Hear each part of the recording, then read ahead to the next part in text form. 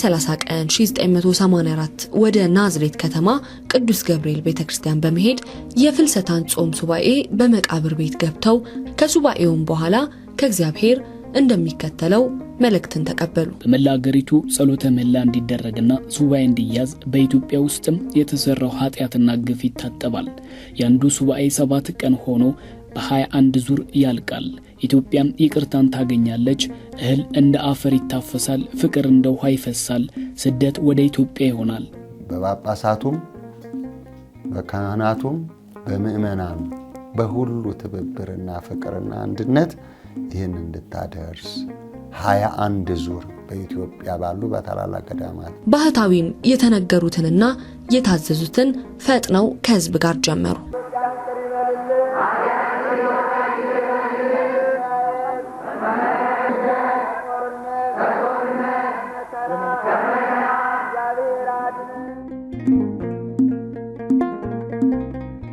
ከእንባ ጋር ነበር።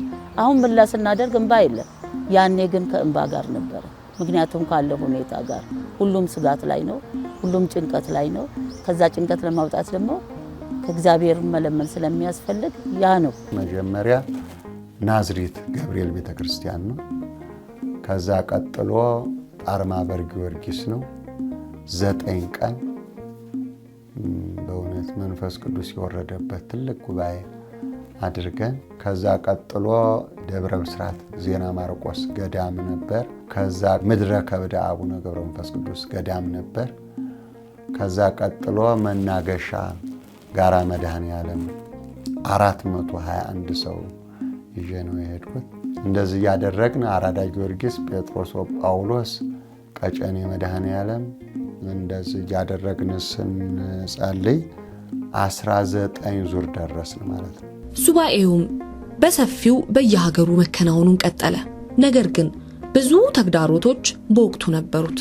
ፓትርያርኩን እርሱ ነገ ጠዋት ፓትርያርክ ይሆናል፣ እርሱን ይጥሎታል፣ ያወርዶታል፣ ገብረ መስቀልን ደግሞ ፓትርያርክ ያደርጋሉ የሚለው ወሬ ለፓትርያርኩ ለአቡነ ጳውሎስ መነገሩ ነው።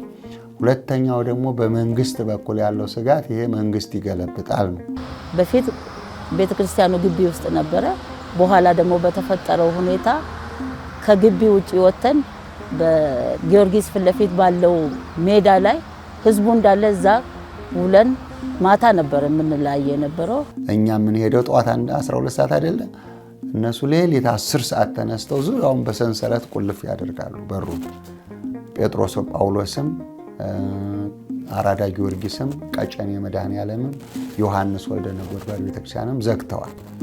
የቤተክርስቲያን በሮች እንዳይጸለይባቸው ሲዘጉ ጸሎቱና ምህላው በመንገድ ላይ ይደረግ ሆነ። ከዛ ማዕከላዊ እኔን አስገቡኝ ማለት ነው። ባህታዊም ከተፈቱ በኋላ በቀጨኔ መድኃኔዓለም ብዙ ታምራቶች ከተደረጉ በኋላ ቀስተ ደመና እስከመታይ ድረስ ደርሷል። በዚህ ሁኔታ መቀጠል ስላልተቻለ ባህታዊ ገብረ መስቀል ለመኖሪያነት ወለተ መስቀል በገዛችላቸው ቦታ የማስተማር አገልግሎቱን ጀመሩ። ዛሬም ድረስ በዚሁ ቦታ መንፈሳዊ አገልግሎታቸውን አጠናክረው ቀጥለውታል። በመላው ዓለም በመዘዋወር በበርካታ ሀገራት ተጉዘው በርካቶችን ወንጌል አስተምረው እምነት ያላቸው በእምነታቸው እንዲጸኑ፣ እምነት የሌላቸው እምነት እንዲያገኙ አድርገዋል። በአብዛኛው የራስ ተፈሪያኒዝም እምነት ተከታይ እንደሆኑ የሚነገርላቸው የጃማይካ ህዝቦችንም በጎበኙበት ወቅት ታዋቂዋን የሬጌ ሙዚቃ አቀንቃኝ ሎረን ሂልስን እና ሌሎችንም ማስጠምቀው የኦርቶዶክስ ተዋሕዶ ሃይማኖት ተከታይ አድርገዋል።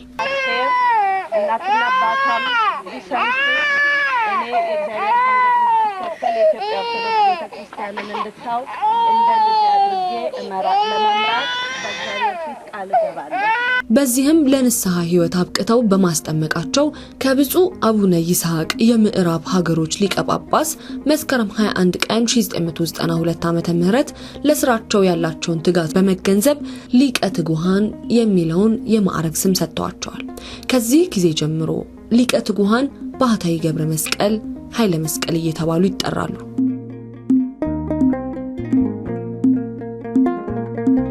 ሊቀ ትጉሃን ባህታዊ ገብረ መስቀል በውጭ ሀገራት ጉዟቸው ከ5 ወር በበለጠ ቆይታ ኑሯቸው አያውቅም። በተጓዙባቸው ሀገራት ሁሉ በኢትዮጵያ ኦርቶዶክስ ተዋሕዶ ቤተክርስቲያን ሥርዓትና ደንብ መሰረት አስተምረዋል። አሁንም በማስተማር ላይ ይገኛሉ። ወደ ሀገራቸው ሲመለሱም ከየአብያተ ክርስቲያኑና ገዳማቱ በሚቀርብላቸው ጥሪ ጥያቄን ተራ በማስያዝ በእሁድ ሰንበትና በበዓላት ቀናት በየደብሩና ገዳማቱ በመገኘት ህዝቡን አስተምረውና የገንዘብ እርዳታ አሰባስበው ረድተው ይመለሳሉ። ለገብርኤልም 1000 ብር የተመዘገቡትን አምጥተው ለሁሉም መስክሩላችሁ። በዓለም ሳላችሁ መከራ አለባችሁ፣ ነገር ግን አይዟችሁ፣ እኔ ዓለምን እንዳሸነፍኩ እናንተም ዓለምን ታሸንፋላችሁ። የሐዋርያ ሥራ ምዕራፍ 16 ቁጥር 3 ላይ የጌታ ቃል እንዳለው ባህታዊ ገብረ መስቀል ኃይለ መስቀል የምነና ህይወትና መንፈሳዊ ጉዞ አገልግሎት በብዙ መከራና ግፍ የታጀበ እንደሆነ የተለያዩ ማስረጃዎች ይጠቁማሉ። በእግዚአብሔር መንፈስ የተጠራና እውነተኛ ጥሪ ያለው ታዲያ ግፍና መከራ፣ ረሃብና ሰቆቃ የሚበግረው አይሆንም። ባህታዊ ገብረ መስቀልም በህይወት የተለያዩ እንግልቶችን አሳልፈዋል። ከእግዚአብሔር በታዘዙት መሰረት የአድባር ዛፍን ቆረጡ። ነገር ግን የአካባቢው ሰዎች የዛፉን መቆረጥ ሰምተው ነበርና ህዝቡ ወጥቶ ጩኸት በረከተ። በዚህም ምክንያት በፖሊስ ተይዘው በአሳግርት ወረዳ ጊናገር ፖሊስ ጣቢያ ገቡ። መንግስት ደን ያለማል፣ እሱ ደን ይጨፈጭፋል፣ የደርግ መንግስት ይጠፋል ብሎ ተናግሯል ምናምን ብለው ብዙ ወደ 7 ገጽ ደብዳቤ ጽፈው ነበር ለወረዳው ፖሊስ እና ወታደር እንዲመጣ ማለት። በዚያ ታስረው ያሉ ከደብረ ብርሃን የመጣ አንድ ጦር አዛዥ አንድ ባህታዊ ነኝ የሚል ሰው ታስሮ እንዳለ ይነገረዋል። አዛዡም አምጡልኝ ብሎ ምንድነህ ሲል ይጠይቃቸዋል። በሚገባና እንደሚገባው ልክ ቢያስረዱትም ለመረዳት ፍላጎት ስላልነበረው በጥፊና በካልቾ ከመታቸው በኋላ በቁጣ አስሮ ወደ መኪና ውስጥ እንዲያስገቡ ታዘዘ። ባህታዊን ወደ ደብረ ብርሃን ፖሊስ ጣቢያ አመጧቸው። በዚህም ብዙ ግፍ ግርፋት ደርሶባቸዋል። በካልቾ ቀመሰኝ ማለት ነው። ከዛ ደግሞ ደገመና በጥፊ እናንተ አጭበርባሪዎች ጨርቅ እያከናነባችሁ እንዲያደረጋችሁ ሰው ያታለላችሁ እግዚአብሔር አለ ታቦት አለ እንደዚህ ያላችሁ የምታጭበረብሩ ሌቦች ምናምን አለና መዓት ስድብ አወረደብኝ ከጥፊ ጋራ። ነገር ግን ጌታ ኢየሱስ ክርስቶስ ተገርፏል፣ ተደብድቧል፣ ተመስገን አሉ። ይመስለኛል 27 ሰው አንድ ክፍል ውስጥ ነበረ። እኔም እዛ ውስጥ ነበር የገባሁት እና ከዛ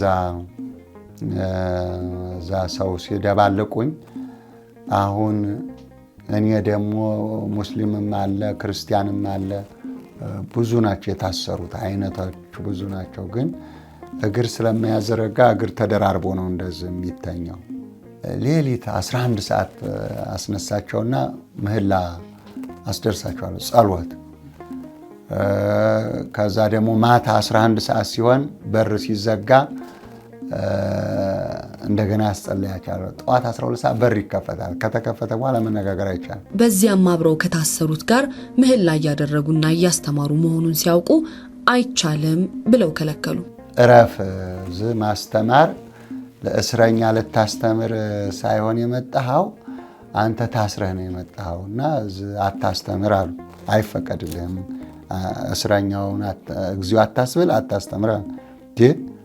እነኚህማ እርሻ የላቸው ቁፋሮ የለ ንግድ የለም። እዚህ ቁጭ ብሎ ታዲያ ምን ይስራ? እኔስ ምን ልስራ? እነሱስ ምን አገባቸው አልኳቸው። ነገር ግን ባህታዊ አላቆምም በማለታቸው ብቻቸውን ተለይተው በአንድ ክፍል እንዲታሰሩ ተደረገ።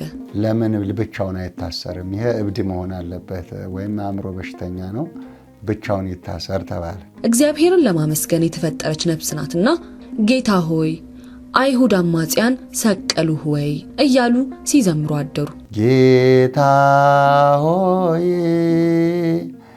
አይሁድ አማጽያን ሰቀሉህ ሆይ የአዳም በደል አደረሰ አንተን ለመገደል እያልኩ ለቀቁት። ጮኩ። የንስሐ መዝሙር ነው። በማግስቱም ስራችንን መስራት አልቻልንም ሲሉ ፖሊሶች ከሰሷቸው። ባህታዊ ተጠርተው ሲጠየቁ ፈጣሪን ነው ያመሰገንኩት አሉ። በዚህም በጥፊ ተመቱ። ከመጀመሪያው ደብረ ብርሃን እስርም በባሶና ወረዳ ፍርድ ቤት ቀርበው ሲፈለጉ እንደሚመጡ ዳኛው ገልጾ አሰናበታቸው። ልክ በ29 3 ሰዓት ስቀርብ በቃ ተለቀሃል ተባልኩ። ከዛም ከተለቀቁ በኋላ ወደ ጊሸን ማርያም አምርተው በዛ ህዝበ ክርስቲያኑን ወንጌል ሲያስተምሩ ካህናቱ ያለ ፈቃድ ነው የሚያስተምረው ብለው ከሰው አሳሰሯቸው። ጊሸን ማርያም ሄጄ ደግሞ እዛ መስቀል ማሳያ አለ፣ እዛ ላይ ወጥቼ ሳስተምር ይሄውና ፈቃድ ያለ ፈቃድ ያስተምራል፣ ጸጉረ ልውጥ ወያኔ ነው። ያኔ ችግር ነበር። ስለዚህ ጸጉረ ልውጥ ነው ተብሎ በጸጉረ ልውጥነት ወስደው አሰሩኝ ማለት ነው። ነገር ግን በዋስ ተለቀቁ። ከ3 ቀናት እስራት በኋላ ሲለቀቁ ወደ ቅዱስ ላሊበላ ያመራሉ። የደርግና የወያኔ ጦርነት በዛ ነበረ ላሊበላ። ከዛ እዛ ጸሎት ያደርገን ማታ ለሽንት ወደዛ ጫካ ስወጣ ለካ ከበው ነሯል። እኔ በባዶ እግሬ ስለምሄድ በባዶ እግሬ ነው፣ ጸጉር ያድጓል፣ በባዶ እግሬ ሄዳለሁ። እንደዚህ ስሄድ ምንድነህ ወያኔ ነህ? ማን የላከ? በቃ በጥፊ እያዳፉ ፖሊስ ጣቢያ። እማሆይ ጡርዬ የሚባሉ መነኩሴ ዋስ ሆነው ባህታዊን ከእስር ቤት አስወጧቸው። ወደ ደብረ ብርሃን ኩክየለሽ ማርያም ዋሻ ተመለሱ። እግዚአብሔርን በማገልገላቸው እግዚአብሔርን በማመስገናቸው በጎ ተግባርን በመስራታቸው ብዙ ተንገላተዋል፣ መከራንም ተቀብለዋል፣ ተከሰዋል፣ ተወንጅለዋል። ይህ ሁሉ የሚሆነው ለራስ ጥቅም በማሰብ አለዚያ የክፋት መንፈስ የሚያመጣው ውሳኔ ነው። በሮሜ ምዕራፍ 8 ቁጥር 33 ላይ የጌታ ቃል እግዚአብሔር የመረጣቸውን ማን ሊከሳቸው ይችላል ይላል። እግዚአብሔር የመረጠውን እሱ የፈቀደውን ማንም ቢወነጅለው ትርፍ የለውም። የእግዚአብሔር ቃል የጠማው ሁሉ ባህታዊ ገብረ መስቀል ወንጌልን ሲሰብኩ በርካታ የኦርቶዶክስ አማኞች ይሳተፋሉ። ይህም ሰላም የነሳቸው አልጠፉም። በዚህም የተነሳ በተለያዩ አጥቢያ ቤተክርስቲያናት እንዳያስተምሩ ክልከላ ተደርጎባቸዋል። በደርግ ጊዜ የነበሩት ብፁዕ ቅዱስ አቡነ መርቆሪዎስ ናቸው። በቤተክርስቲያናችን አያስተምርም፣ እኛ ፈቃድ አልሰጠንም ብለው አቡነ መርቆሪዎስ ለመንግስት ይናገራሉ። ከዛ መንግስት ደግሞ ቤተ ክህነት አልፈቀደልህም፣ ማስተማር አትችልም የሚል በውጭ ደግሞ ፖሊስ። መጨረሻ ላይ ግን ለውጡ ጭንቅንቁ ሲወጣ ዝም አሉ አቡነ መርቆሪዎስም ማለት ነው። እኔም ዝም ብዬ ገባው። ቤተክርስቲያን መድረክ አስተምራለሁ፣ በቃ ያንን ትንቢቱንም እናገራለሁ።